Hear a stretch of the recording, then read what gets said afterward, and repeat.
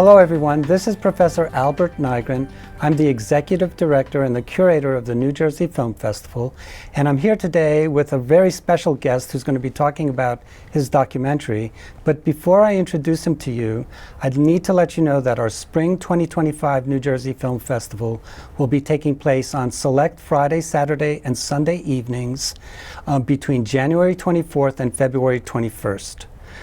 Everything is available at our website in terms of information and how to buy tickets at njfilmfest.com. And at the end of this interview, I'll revisit that with you. But today we have Stuart Ginsberg here. He's here to talk about this wonderful documentary about an amazing person I knew nothing about and learned so much. It's called It's A to Z, The Art of Arleen Schloss. And Arleen Schloss was a very, very talented artist, performance artist, poet, multi-talented Renaissance woman that you made a documentary about.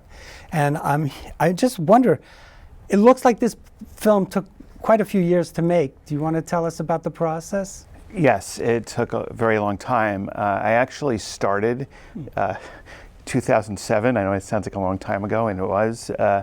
And basically, I started by talking to her, and I had a very small camera and just took some footage of her, and it went off and on a lot of times. You know, it's an independent project, and we had different ideas of how to go ahead with it, and it took a long time to get a good crew together.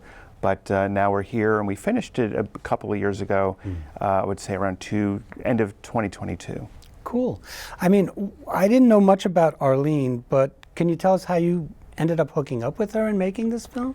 Yeah, sure. We both worked at School of Visual Arts, the art school in New York City, and I was director of communications there, and she was a thesis advisor.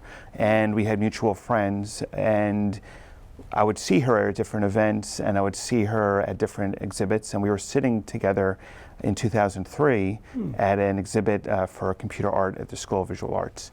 And we just started talking, and then many years later, and these ideas has come into your head, and she had shown me her loft space, and her loft space was called A's, and she was part of the big New York City loft art scene. And people like Jean-Michel Basquiat hung out there, the Sonic Youth, Alan Vega, all these really big artists that are now successful today. And you're right, she is a Renaissance woman, and she's a performance artist, performed at Museum of Modern Art, at a place called Large Electronica. And she told me all of this stuff when we sat down, and I was very intrigued. And she said she needed a turntable to transfer records to tape. This is how long ago it was. It wasn't even digital. And I said, I have a turntable, I'll lend it to you. And I don't know why I thought came in my head. I hardly knew her. And I went down to her loft, and it was amazing, all the things she showed me. And in 2007, I went back to the New School to get my master's degree. Wow. And we were in this class, and we went all around the room, and I had in terms of in a documentary class all around the room, and people were giving ideas of what they would like to do. And there was a person sitting here, and I had no idea what I was going to say. And all of a sudden it was Arleen Schloss, and a few years later it came into my head. So to answer your question, I hooked up with her again at that time and basically said, what's with my turntable? I need it back. I kind of was joking with her. And we just went through archival footage, and it took a long time because of the archival footage, and I wasn't sure what it would be. It was going to be a short, a feature, and she did so many things, and she showed me so much of her work. It was a long research phase. I mean, when I watched this film, I was just struck about how much of a mover and a shaker she was. And to be honest, I saw a reflection of myself, to be very narcissistic, because as an artist, it's all about turning on people to really interesting artists. And I think she did that too. It wasn't really all about herself. It was about turning people on to these other people she knew.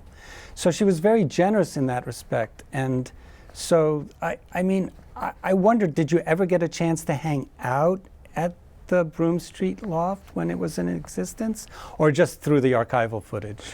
Well, she had little remnants of it later on in the early 2000s to mid and later until almost this time period, about a few years ago.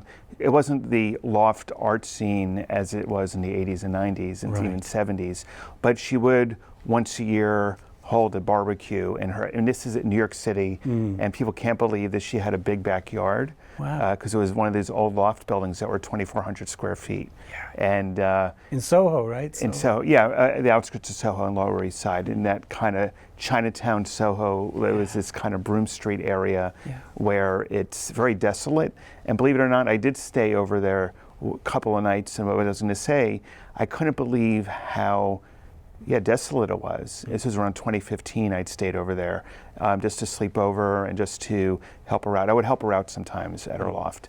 And it was amazing. I thought, this is New York. You felt really a stillness. And I think that's what made the creativity go too. And you're right about her. She was very selfless. And that's what a lot of people said to me.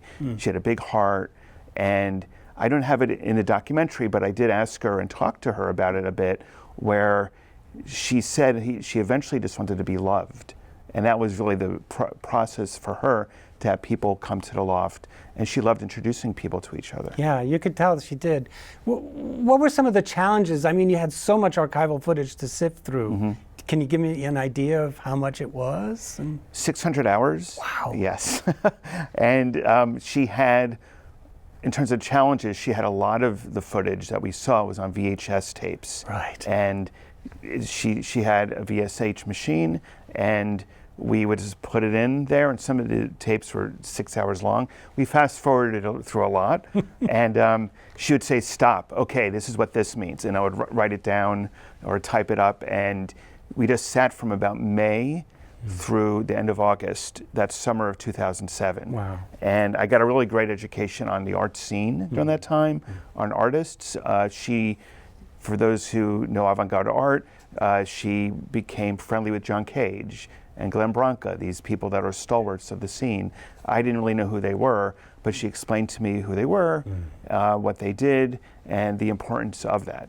Yeah, so we see wonderful footage of John Cage. We see Alan Vega from Suicide, and Yes. I think he passed away, correct? Alan Vega is no longer with us. Yes, he did, and we had an amazing interview with him, Yeah, an hour-long you could interview. just tell. Yes, he was very generous at this time. That's what was really interesting. These people were so generous with their time, and they were all of them were saying to me, this is a great idea to do something on Arleen. She really needs to get recognized. Yeah, I mean, it's a wonderful educational film, and folks, you absolutely must come. It's playing on our opening weekend, which is Friday, January 31st, actually second weekend, and it's online for 24 hours and in person at 7 p.m.